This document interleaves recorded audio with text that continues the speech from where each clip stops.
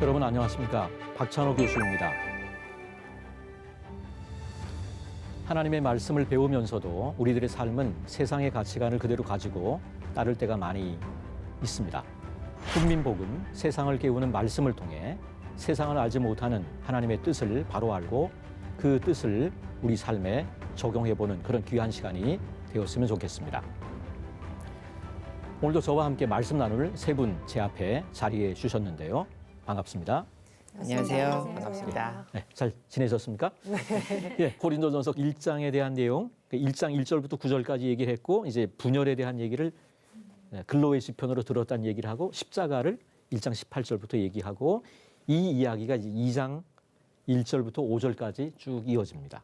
이어지고 그다음에 2장 6절부터 마지막 절까지 예수 믿는 사람과 안 믿는 사람의 차이점이 무엇인지에 대한 얘기를 하고 있는데 2장으로 좀 들어가 보도록 하겠습니다. 자, 고린도 교회의 분쟁에 대한 이야기를 하면서 바울은 그리스도의 십자가를 도입하고 있는 겁니다. 요 십자가에 대한 얘기가 나오는 게 고린도전서 1장 18절에서부터 2장 5절까지 십자가가 나오고 부활에 대한 얘기는 고린도전서 15장 1절부터 58절.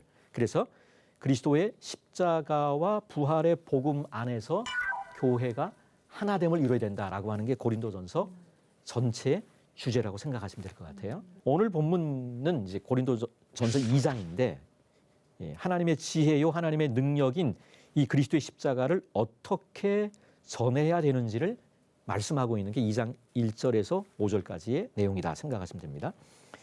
자, 일단 지나갔지만 1장 17절 말씀 그리스도께서 나를 보내심은 세례를 베풀게 하려 하심이 아니요 오직 복음을 전하게 하려 하심이로되 말의 지혜로 하지 아니하면 그리스도의 십자가가 헛되지 않게 하려 함이라. 하나님께서 자신을 보낸 목적이 세례를 베풀려 함이 아니고 복음 전하기 위해서 자신을 보냈다라고 얘기하고 있고 근데 이 복음을 전할 때 말의 지혜로 하면 안 된다는 거예요. 그렇게 되면 말의 지혜로 하면 그리스도의 십자가가 헛되게 된다라고 지금 우리 본문에서 이야기를 하고 있는 겁니다. 지금 이제 1장부터 4장까지가 요 고린도 교회 분쟁을 다루는데 바울파, 아볼로파, 게바파, 그리스도파라 그랬잖아요. 네. 실제로는 두 개 파가 가장 중요한 거예요. 바울파와 아볼로파. 그래서 지금 요 말이 말과 지혜로 하지 않는다는 얘기가 아볼로를 추종하는 사람들을 향해서 디스하는 그런 내용이라고 보면 그게 정확하다고 볼 수 있습니다. 자, 2장 1절부터 2절 보면 형제들아 내가 너희에게 나아가 하나님의 증거를 전할 때에 말과 지혜의 아름다운 것으로 아니하였나니 내가 너희 중에서 예수 그리스도와 그가 십자가에 못 박히신 것 외에는 아무것도 알지 아니하기로 작정하였음이라. 자, 그래서 내가 너희에게 나아가 하나님의 증거를 전할 때 여기 이제 사도행전 18장 고린도 교회를 개척할 때의 상황을 고린도 교인들에게 리마인드를 시키는 거죠. 자신이 고린도에서 복음을 처음 전할 때를 언급하고 있는 겁니다. 자, 그래서 하나님의 증거를 내가 너희에게 나가서 50년, 주 50년에 전할 때 어떻게 했느냐라고 하는 것을 이야기를 합니다. 하나님의 증거라고 하는 거는 그리스도의 십자가의 도라고 생각하시면 됩니다. 그리스도의 십자가의 도. 사실 이 우리 한글 성경에는 도라고 하는 말로 번역된 게 길도 있잖아요. 길도를 얘기하기도 하고 말씀 로고스를 번역한 것도 도라고 번역합니다.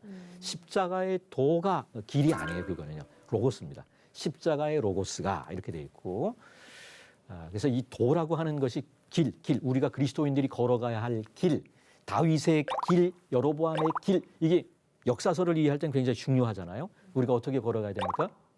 다윗의 후손 왕들은 다윗의 길을 걸어가면 되는 거예요. 그 로고스가 아니고 그건 로드입니다. 길입니다. 스트릿이에요. 정말 길을 얘기하는 건데 십자가의 도라고 하는 것은 로고스다. 이렇게 생각하시면 될 것 같고 이 하나님의 비밀, 하나님의 증거, 말과 지혜의 아름다운 것으로 아니하였다라고 이야기를 하고 있고 지금 2장에서는 말과 지혜의 탁월함으로 하지 않는다라고 얘기를 합니다. 이제 바울의 결심이 여기서 나오는 거예요. 내가 그리스도께서 십자가에 못 박히신 것 외에는 아무것도 안 전하겠다. 근데 지금 여기서 주목해야 될 게 뭐냐면 예수 그리스도와 십자가에 못 박힌 것 딱 찍혀 있는 거예요. 예수님은 십자가에 못 박히고 사흘 만에 부활하시고 승천하시고 지금 어디 계세요? 하나님 보좌 우편에 계신 예수님이 성령님을 통해서 우리 마음 가운데 계시잖아요. 근데 왜 예수님이 십자가에 못 박히신 그리스도예요?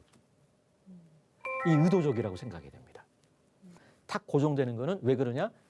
편지기 때문에 그래요. 고린도 교회에 인간 지도자를 따라서 서로 분쟁하는 문맥 가운데 십자가에 못 박힌 그리스도라고 하는 걸 강조하는 거예요. 네? 그래서 십자가에 못 박힌 그리스도를 그 외에는 내가 알지 않겠다라고 하는 얘기는 난 부활은 안 할 거야 이런 얘기는 아니에요. 부활을 모르고 승천도 모르고 난 딴 거 모르고 십자가에 못 박히신 것만 얘기하겠다는 그런 얘기라기보다는 이 편지를 받는 고린도인들이 어리석게도 주님의 십자가와 반대되는 그런 행태들을 보이니까 멈춘 거죠. 탁 고정시킨 거예요. 십자가에 못 박힌 그리스도 안 알겠다. 그 외에는 알지 않겠다라고 하는 얘기가 의도적이다. 이렇게 생각하시면 될 것 같고, 그래서 지금 너희들이 하고 있는 이런 행동들은 인간 지도자를 따라서 서로 분열하는 이런 문제들은 3장에 나올 얘기입니다만은 이런 것들은 사실은 십자가의 정신에 위배된다는 얘기를 하기 위해서 1장과 2장에서 십자가에 못 박힌 그리스도라고 하는 얘기가 굉장히 강조가 된다. 이렇게 생각을 하시면 될 것 같습니다. 물론 예수님은 부활하셨습니다. 그러나 십자가에서 너무 쉽게 넘어가는 거예요. 십자가에서 부활로 너무 쉽게 넘어가는 것은 아닌가. 십자가 없는 부활은 없죠. 노 크로스, 노 크라운이죠. 고난 없는 영광은 없는 거예요. 그래서 그런 면에서는 십자가와 부활의 복음을 우리가 회복해야 되는데 십자가의 의미를 보다 더 진중하게 좀 되새길 필요가 있다라고 생각합니다. 우리는 개신교죠. 개신교 종교개혁자가 누구죠? 가장 유명한 사람이 마틴 루터죠. 마틴 루터의 가장 중요한 주장 중에 한 가지가 십자가 신학이에요. 십자가 신학이 가장 중요합니다. 마틴 루터라고 하는 사람이 1517년에 잘 아는 게 이제 그 내용이잖아요. 95개조 반박문. 반박문은 어떤 내용이냐 하면 면죄부의 효능에 대해서 의문시하는 99개조 반박문입니다. 그거를 이제 비텐베르그 성당에 붙이게 되는데 굉장히 조그만 도시입니다. 조그만 변방에서 95개조 면죄부의 효능을 묻는 반박문을 발표를 했고 하이델베르그 논쟁을 통해서 소위 말하는 십자가 신학을 확립하게 되는 거예요. 자, 그래서 이 하이델베르그는 논쟁을 위해서 논제를 또 작성해요. 95개조 반박문처럼 1, 2 이렇게 해서 그중에 19번과 20번 19번에 뭐라고 되어 있냐면 하나님의 보이지 않는 것들을 피조물 안에서 인식될 수 있는 것으로 여기는 사람들은 신학자로 불려져서는 안 된다. 20번 그러나 볼 수 있는 하나님의 뒷모습을 고난과 십자가 안에서 보여진 것으로 인식하는 사람은 신학자로 불려질 만하다. 요 20번이 루터의 십자가 신학의 핵심인 거예요. 그래서 십자가 신학만이 우리의 신학이다. 참된 신학이다라고 이야기를 하고 있습니다. 제가 좋아하는 루터의 이야기 중에 어떤 이야기가 있냐면 신학자가 공부로 되는 건 안 되는 거예요. 공부해서 신학자가 되는 게 아니다. 신학 공부하고 배워가지고 신학자가 되는 게 아니고 살아있는 것 또는 오히려 죽은 것과 저주받은 경험이 신학자를 만든다. 예? 이해하고 책을 읽고 사변하는 것이 신학자를 만드는 게 아니라 살아있는 것, 오히려 죽은 것과 저주받은 채로 존재하는 것이 신학자를 만든다라고 하는 게 루터의 말 중에 굉장히 중요한 말입니다. 공부하고 책 읽고 독서하고 이게 아니라는 거예요. 살아있고 죽고 그다음에 하나님 앞에 정죄받은 경험이 신학자를 만든다. 이렇게 이야기하고 있는 그런 내용이고 제가 생각할 때는 한국 교회에도 이 사실 마틴 루터의 십자가 신학이 많이 필요한 게 아닌가라고 하는 그런 생각을 하게 됩니다. 알리스터 맥그라스라고 하는 분이 루터의 신학적 돌파라고 하는 글에서 이렇게 얘기합니다. 십자가 신학은 자만하고 승리감에 차 있으며 또한 안심하고 점잔을 빼고 있는 교회에 대하여 심판을 내리며 그 교회에게 십자가의 뿌리를 환기시킨다.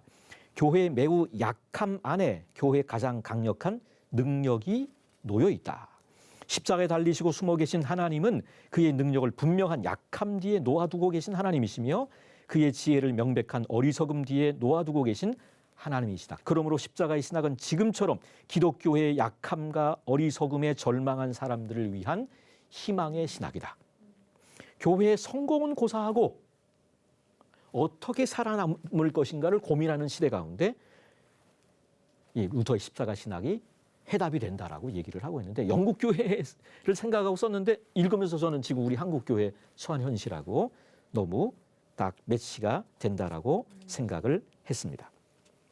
자, 고린도전서 2장 3절에 보시면 3절에서 바울은 내가 너희 가운데 거할 때 약하고 두려워하고 심히 떨었다라고 말합니다.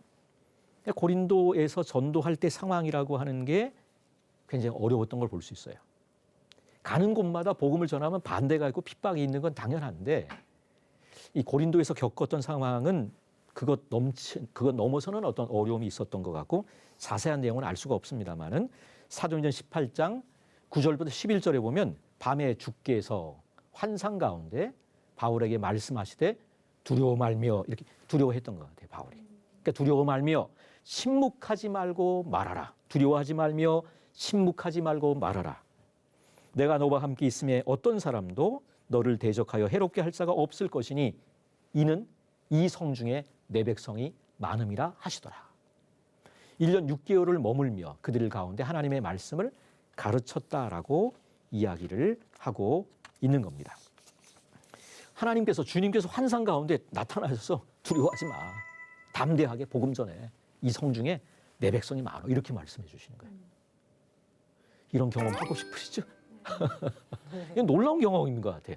주님이 나타나셔서 우리에게 이런 격려를 주신다면 너무나 감격스러울 것 같다는 생각을 해봅니다. 그런 내용이 성경에 한 군데 더 나옵니다. 디모데후서 4장 17절에서 18절입니다.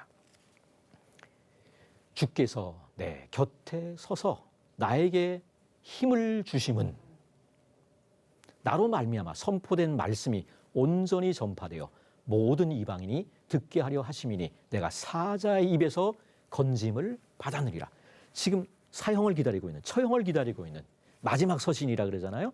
디모데 후서에서 4장 18절에서 주께서 내 곁에 서서 나에게 힘을 주심은 나로 말미암아 선포된 말씀이 온전히 전파되어 모든 이방인이 듣게 하려 함이라 이야기를 하고 있습니다. 자, 고린도전서 2장 4절 5절에 보시면 내 말과 내 전도함이 설득력 있는 지혜의 말로 하지 아니하고 다만 성령의 나타나심과 능력으로 하여 너희 믿음이 사람의 지혜에 있지 아니하고 다만 하나님의 능력이 있게 하려 함이라. 전도라고 하는 게 말의 아름다움, 수려함으로 할 수 없다. 그 이유는 여러 가지가 있는데 가장 중요한 건 우리가 전하는 메시지 자체가 어리석은 거라는 거예요. 십자가의 도가 어리석은 건데 그걸 아무리 포장을 해봐야 그게 안 된다는 그런 얘기랑 매칭이 된다고 생각하시면 됩니다. 우리의 전도에 미련한 것. 고린도전서 1장 21절에 나오는 전도에 미련한, 그 전도라고 하는 전도는 전도 행위가 아니고 전도의 내용, 그리스도의 십자가의 미련한 것을 우리가 볼 수 있고, 그래서 우리가 이 목사님들은 이제 설교할 때 말의 수려함으로 하려고 하는 유혹을 받는데 그게 아니다.